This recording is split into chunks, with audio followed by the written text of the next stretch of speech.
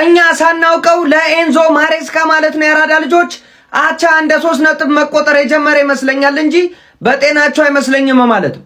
ኮል ፓልመርን ቡድኑ በሚፈልገው ሰዓት ላይ ቀይረ ማስወጣት ምን የሚሉት እንደሆነ እኔ ግራ ገብቶኛል። ያራዳ ልጅ እንዴት እንደሆነ እዛ ስቲፋው የሚችለውን ሁሉ እየታገለ ነው። እጅግ በጣም አስገራሚ ተጫዋች፣ ስለሱ ማውራትም የሚያስቸግርበት ደረጃ ላይ ነው የደረስነው ማለት ነው። በሚገርም ሁኔታ ፕሪሚየር ሊጉን ተግባብቶ እየለፋ የነበረ ልጅ ነው በዛሬው ጨዋታ ማለት ነው ስቲፋው። እንዲሁም ደግሞ ኮል ፓልመር ሜዳ ውስጥ መቼም በእናቼ ፖንክ ተከላክዬ ጨርሼ እወጣለሁ ብለህ መተማመን አትችልም። ያው ኳስ መያዝም ከመከላከል የሚተናነስ ፐርፎርማንስ ስለሌለው ማለት ነው። ምን እንደሆነ ግራ ገብቶኛል። እኔ ሀሳብ አስተያየት ኮሜንት ላይ ዱብ አድርጉት። ለማንኛውም ቼልሲ እኔ እንጃ ቀስ በቀስ ወዴት እየሄደ እንደሆነ እንጂ አልታወቀም። ያራዳ ልጆች ከቶፕ 4 ራሱን እያገለለ ይመስለኛል። ሀሳብ አስተያየት ኮሜንት ላይ ሼር ኮፒ ሊንክ በደም ይደረግ። አንገዬ አንግባል እኔ የምልሽ ለዋንጫው መምጣቱን ታውሽው እንዴ? ለዋንጫ መጫወቱን በቃ ሙሉ ለሙሉ ታውሽው። ከኛ ጋር ራሱ እኮ እንደ ቀልድ 15 ነጥብ እኮ ደረሽ። ልዩነቱ አትመጪም ነው አንጠብቅሽ እንሂድ። እኛ ቸኩለናል፣ መሄዳችን ነው። ተመጫለሽ ብለን ጠበቅን። ዛሬ እንኳን በሜዳና በደጋፊ ፊት ሁለታቻ ተገቢ ነው ወይ? ለነገር የቼልሲ ደጋፊ ራሱ ለራሱ ቡድን መቋጠር ትቶ ዛሬ ለቪላ ነበር ሲቋጠር የነበረው። የምሬን ነው የምላችሁ። አንዱ ደጋፊ ዛሬ ምን ሲል ዛየሁት መሰላችሁ? ቪዲዮ ስክሮል ሳደርግ ማለት ነው። ይኸውላችሁ ዛሬ ቪላ አርሰናልን የሚያሸንፍ ከሆነ ትክክለኛውን ውጤት ለገመተ እዚህ ላይ አለ ይባላል። ለሶስት ሰዎች ነገ ምሳ ጋብዛለሁ፣ ቪዲዮአችሁን ሁላ ፖስታለሁ። ብቻ እኔ ቪላ እንዲያሸንፍ ነው የምፈልገው አለ። ሂድ እኔ አንተ እኔ ተስፋም የለሽ እንደወጣሽ ቀረሽ። ቻው ቻው አንግዬ ቻው። ትመጫለሽ ብዬ ነበር። ቻው በቃ ይኸው ካሉን ተጫዋቾች አንፃር፣ ካሉን ተከላካዮች አንፃር፣ ካሉን አጥቂዎች አንፃር ከዚህ በላይ መጫወት አንችልም። በቃ ከጨዋታችን አንፃር በቃ ከዚህ በላይ አይፈቅድልንም። አጫዋታችን የሞተ፣ መከላከላችን የሞተ፣ ማጥቃታችን የሞተ። ካለፉት 9 ጌሞች ምንም ጨዋታዎችን ያላሸነፈውን በርንማውዝ በሜዳችን ገጥመን አቻን ይወጣል። መሰብሰብ ያለብንን ፖይንት እየሰበሰብን አይደለም። ቀጣይ ጃንዋሪ ወር ነው። ጃንዋሪ ወር ላይ የሊግ ካፕ ጨዋታዎች አሉ። ካራባው ካፕ፣ ኤፍኤ ካፕ፣ ቻምፒዮንስ ሊግ ጨዋታዎች አሉ። በእነዚህ ተጫዋቾች ነው የምንጫወተው። በዚህ ፐርፎርማንስ ነው የምንቀጥለው። ማንም አይመጣም። መጥፎ ሁኔታ ውስጥ ነው ያለነው። ከባድ ሁኔታ ውስጥ ነው ያለነው ጋይስ። እውነታው ይሄ ነው። በቃ ከዚህ በላይ መጫወት አይችሉም ተጫዋቾቹ። ኢቭን በሜዳችን የሰው ሜዳ የምንጫወት ነው የሚመስል። ካይሴዶ ቢጫ ካርድ አለው። ቀጣይ ማን ሲቲ ጨዋታ ላይ አይኖርም። ስንከላከል ጥሩ አይደለንም፣ ስናጠቃ ጥሩ አይደለንም። ከዚህ የተሻለ ውጤት ጠብቃችሁ ነበር። የምር በቃ ይሄ ውጤት ነው የሚመጣ። ጃንዋሪ ላይ ትራንስፈር አናረግም። ሙሉ ሲዝኑን በእነዚህ ተጫዋቾች ነው የምንዘልቀው። ቼልሲ ያለፉት 7 ጨዋታ 1 ዊን ብቻ። አሁንም በድጋሚ ኮንፈረንስ ሊግ ላይ ይችላል፣ ከዛም ላይ ይችላል። እንደዚህ የሚቀጥሉ ከሆነ በጣም ሼምፉል የሆነ ፐርፎርማንስ አስጨንቋል። አዎ ጨዋታው ላይ በጣም ኢንፍሉዌንስ ነበር። አዎ ተመልክተናል። ፈርስት ሃፉ ነው እዚህ ቦርኖሞዝም ላይቭ ላይ የነበረበት እንጂ ሰከንድ ሃፉ ፉል ቼልሲ ነበረ። ግን የተለመደው እንግዲህ ከመጀመራችን በፊት ቀለል ያሉ እንደዚህ ጨዋታ አናሊስቶችና ሪአክሽኖች እንዳያመልጣችሁ ፎሎ አፕ ያደረጋችሁ ሀሳባችሁ ኮሜንት ላይ አስቀምጡልኝ። ኮፒ ሊንክ ደግሞ ማድረግ እንዳይረሳ፣ ብዙ ቪዲዮ ስለምለቅላችሁ በደንብ እንዲዳረስ ማለት ነው። ለሁላችሁም ኮፒ ሊንክ መስት ነው። 110 ጊዜ እንደተመቻችሁ ብቻ ጠቅጠቅ አድርጓቸው። ወደ ቪዲዮ እንግባ። ያጣው ምንድነው ትንሽ የሆነች ኤክስፒሪየንስ ያለው ሰው ከፊት ለፊት ቢኖር 5-6 ማድረግ የሚችል ነበር። በጣም ሀገር ቻንስ መፍጠር ችለዋል። ነገር ግን ጎል ጋር ሲሄዱ በቃ የሚያደርጉትን ራሱ የሚያውቁ አይመስሉ። በሚያዝን ሁኔታ ኤስቴቫውን በጣም ላይቭሊ ነበር ሲረብሻቸው እስኪጣሉ ድረስ እና አሌክሲ ሜኔዝ እስኪጣለው ድረስ። ብሩክስ ተመልሶ ለሁለቱ አለዙት። የሚገርም ልጅ ባይዘ ኤስቴቫው ራሱ ሳላነሳው ማለፍ አልፈልግም። ፓልመር ወደ ፎርም እየመጣ ነው። በጣም ትሬትፉል እንዳለና አሳይተናል ዛሬ ራሱ። በቃ ሌላ ሰው ስቴፕ አፕ ማድረግ አለበት አንድ ሰው። ፔድሮ ኔቶም አሪፍ ነው፣ ዚዛ ይሞክራል። ነገር ግን እሱ ራሱ ጨራሽ መጨረስ ላይ በቃ የለም ቻንሳቸው ሲያገኙ። ጆዋው ፔድሮም እንደዛው፣ ዴላፕም እንደዛው በቃ እና ይሄ ምናልባት በጃክሰን ምናምን ዙሪያ ያኔ ኢንስቲንክቲቭሊ ጃክሰን ያው እንደምታስተውሱት በቦታው ይገኛል፣ ይስታል። ቢያንስ ግን 1-2 ያገባ ነበር እዚህ ምዛም እያለ። ግን አሁን ጆዋው ፔድሮ እና ሊያም ዴላፕ ስትመለከቷቸው ኮንቨርዥኑም የለም።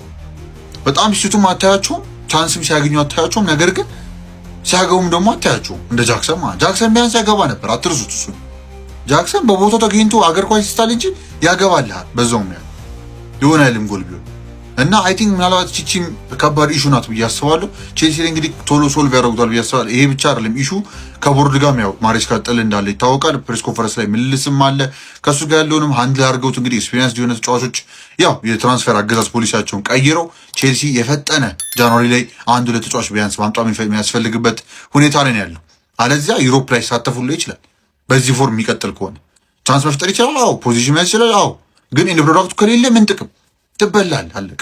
እንደዚህ አይነት ጌሞች ማሸነፍ አለባችሁ። ብልጫውን የወሰዱበት ጌሞች ያ ብቻ ቼልሲ አፕቱ ስታንዳርድ አይደለም፣ በጣም መስተካከል አለበት። ያው ቀጣይ እስክንገናኝ ድረስ ይመቻችሁ። የኢንዞ ማሬስካው ቼልሲ በድጋሚ ነጥብ ተጋርቶ ለመውጣት ተገዷል። በ19ኛው ሳምንት እንግሊዝ ፕሪሚየር ሊግ መርሃ ግብር በርነማውዝን በሜዳው ስታንፎርድ ብሪጅ ያተናገደው ቼልሲ 2-2 በመለየት ነው እንግዲህ ነጥብ ተጋርቶ መውጣት የቻለው። በዚህ ጨዋታ ላይ ፈርስት ሃፍ ነው ሁሉም እውነቶች የተፈጠሩት ማለት ይቻላል። በርነማውዞች አስቀድመው እንግዲህ በብሩክስ ጎል አማካኝነት 6ኛው ላይ ቀዳሚ መሆን ችሎ ነበረ። ከዛ በኋላ ቼልሲዎች በኮል ፓልመር በፔናልቲ እንዲሁም ደግሞ በኢንዞ ፈርናንዴዝ ጎሎች አማካኝነት አከታተለው ባስቆጠሯቸው 2 ጎሎች ምክንያት 2-1 ጨዋታውን መምራት ችሎ ነበር። ነገር ግን እዛው ፈርስት ሃፍ ሳይጠናቀቅ እንግዲህ በርነማውዞች በክላይቨርት 27ኛው ደቂቃ ላይ ጎል በማስቆጠር ጨዋታው 2-2 እንግዲህ በዛ ውጤት ተጠናቋል ማለት ነው። ፈርስት ሃፍ ድራማዊ ሁኔታዎች የተፈጠሩበት ነበረ ማለት ይቻላል። በርነማውዞች በሙከራ ነገር ፈርስት ሃፍ በጣም የተሻሉ ነበር። የግብ ዕድሎችን በመፍጠር ትራንዚሽኖቻቸውም በጣም አደገኛ እንደነበሩ ተመልክተን ነበር። ነገር ግን ከሰከንድ ሃፍ በኋላ ራሱን አሻሽሎ የገባው ቼልሲ ምንም እንኳን በጨዋታ መንገድ የተሻለ ቡድን ሆኖ ብናገኘው ነገር ግን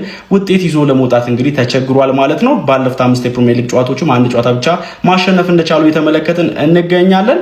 ለማንኛውም ቼልሲዎች እንግዲህ ከዛሬው ነጥብ መጋራት በኋላ በፕሪሚየር ሊጉ 30 ነጥቦችን በመያዝ አሁን ላይ 5ኛ ደረጃ ላይ ተቀምጧል። ስለዚህ ጨዋታ ያላችሁን ሀሳብ ኮሜንት ሴክሽን ላይ አካፍሉኝ። የፕላስ ምልክቱን በመጫን ፈጣን አዳዲስ የሆኑ ኳስ መረጃዎችን ማግኘት ትችላላችሁ። አይ ያደለው እንደዚህ አሸንፎ ይበቀላል። የኛው ጉድ በሜዳው ለዞም እየተከላከለ አቸወጣ እየተመራ ነበር። በዛ ላይ ደግሞ ጉድ እኮ ነው እግዚአብሔር። እኔ ስለ ማሬስካ ምን ልበል? በቃ እዚህ ጋር ደርሷል። በቃ ቋቅ ነው ያለኝ። በቃ ቋቅ ምንም ሞራል የሌለው ድፍረት የሌለው ቴምፖ መቆጣጠር የማይችል አሰልጣኝ እግዚአብሔርን ምንም ቃል የለኝም ስለሱ። ዛሬ ደማቸውን ሰጥተው የተጫወቱት ማለት ነው ፎፋናና ኤስቴቮ በቃ ይለዩ ነበር። በቃ ቼልሲ 3 ቲም ነበር ሜዳ ውስጥ የነበረው። ቼልሲ የሚባል ድክም ያለ ቡድን አለ። 2ቱ ብቻቸውን አንድ ቲም ነበሩ። ሌላው 9ኙ እንደነሱ አልተጫወተም። ከዛ ደግሞ አንድ ደሙን ሰጥቶ የሚጫወተው ካይሴዶ 15ኛው ደቂቃ ላይ ቢጫ ቢመለከት 75 ደቂቃ ቁጭ አሉ። ሁሉም በቃ አልተጫወቱ ዲ ኧረ በፈጣሪ ኧረ ማሬስካ ምንድነው የሚሻለ? እኛ እኮ በቡድናችን ተስፋ እንድንቆርጥ እያረከን። ፈርስት ሃፍ ጥሩ ነበርን፣ ጥሩ ተንቀሳቅሰን ነበር። ጋርናቾ ሲወጣ ሁሉም ነገር ነው አብሮን የቆመው ማለት ነው። ሁሉም ነገር ነው የተቋረጠው ማለት ነው። ሰከንድ ሃፍ ምንም የማጥቃት እንትን አልነበረንም። እኔ ዴላፕን አስወጥቶት ጋርናቾ ሜዳ ላይ ቢቆይ የተሻለ ነበር እላለሁ። ኮል ፓልመርን ምናልባት ለማንቸስተር ሲቲው ጨዋታ ሲል ነበር ሰውዬው ያስወጣው። ግን ከጨዋታ ከዚህ በኋላ ማየት የምፈልገው ልጅ ቢኖር ኤስቴቫኦ ነው። ኤስቴቫኦ ዊሊያን በቼልሲ ቤት እድል ሊሰጠው ይገባል ባይ ነኝ። ብሉስ ፋሚሊ ኤስቴቫኦ ዊሊያን 90ውን ደቂቃ ዛሬ እንዴት ሲጫወት እንደነበር አይታችሁታል። አሰልጣኙ አንዳንድ ጊዜ የሚያደርጋቸው ቅያሬዎች ዋጋ ያስከፍሉናል። አሌሃንድሮ ጋርናቾ ከወጣ በኋላ የማጥቃት ኢንቴንሲቲያችን በጣም ወርዶ ነው የተመለከትኩት በዛሬው ጨዋታ ላይ። ዞሮ ዛሬም በሜዳችን ሌላ አቻ አስመዝግበናል ማለት ነው። ብሉስ ፋሚሊ በጣም ቀላል ያልነበረውን የአሪዮላን በርንማውዝን ነው የገጠምነው። ከሴት ፒስ ከእጅ ውርወራ የሚወረወሩ ኳሶች እኛ ጋር መከላከል ላይ ሲሆን፣ ዛሬም ተከላካዮቻችን ደካማ ነበሩ። ዞሮ ግን አቻ ወጥተናል። በጣም ደባሪ ነው። ቀጣይ በማንቸስተር ሲቲ ጨዋታ ላይ ሞይሴስ ካይሴዶ እንግዲህ አይሰለፍም። በጣም ደባሪ ነገር ነው። ብቻ የዛሬው ጨዋታ በጣም በብዙ ዲስአፖይንት አድርጎኛል። ሀሳባችሁን ኮሜንት ላይ አስቀምጡልኝ። ይመቻችሁ።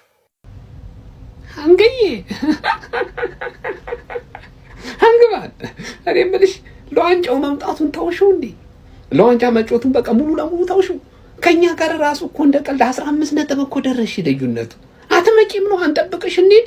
እኛ ቸኩለናል። ሜዳችን ነው ተመጫለሽ ብለን ጠበቀን። ዛሬ እንኳን በሜዳና በደጋፊ ፊት 2 አቻ ተገቢ ነው ወይ? ለነገር የቼልሲ ደጋፊ ራሱ ለራሱ ቡድን መቋጠር ትቶ ዛሬ ለቪላ ነበር ሲቋጠር ነበር። የምሬን ነው የምላችሁ። አንዱ ደጋፊ ዛሬ ምን ሲል ዛየሁት መሰላችሁ? ቪዲዮ ስክሮል ሳደርግ ማለት ነው። ይኸውላችሁ ዛሬ ቪላ አርሰናልን የሚያሸንፍ ከሆነ ትክክለኛውን ውጤት ለገመተ እዚህ ላይ አለ ይባላል። ለ3 ሰዎች ነገ ምሳ ጋብዛለሁ፣ ቪዲዮአችሁን ሁላ ፖስታለሁ። ብቻ እኔ ቪላ እንዲያሸንፍ ነው የምፈልገው። ሂድ እኔ አንተ እኔ ተስፋም የለሽ እንደወጣሽ ቀረሽ። ቻው ቻው ሃንግዬ ቻው። ትመጫለሽ ብዬ ነበር። ቻው ሃንግማን። ከላይ የምታየው ፓልመር ማን እንዲህ ሲልህ ማን አንተን ነው እንዲህ እያለ ያለ። ከአርሰናል ጨዋታ በአርሰናል አሸነፍክ፣ አርሰናልን ስገጥም አፈላህ። ይኸው እስካሁን ያለበት ሁኔታ አሁን ለቶፕ ፎር ራሱ ያሰጋል። ዩናይትድ ካሸነፈ በ2 ነጥብ ይበልጣል። አስበው፣ በዩናይትድም በሊቨርፑልም ተበለጥሽ፣ ተመልሰሽ ወደ ለመሽበት ዩሮፓ ሊግ ገባሽ አይደል? ቢግዳሪና ቶርቦ ሌና ነው የሚፈልጉት። ይሄን እኮ ነው የሚፈልጉት። ኮንፈረንስ ሊግ በየአመቱ ትበያለሽ፣ ተጫዋች ባይን ሴል ታደርጋለሽ። ኖርማል ነው።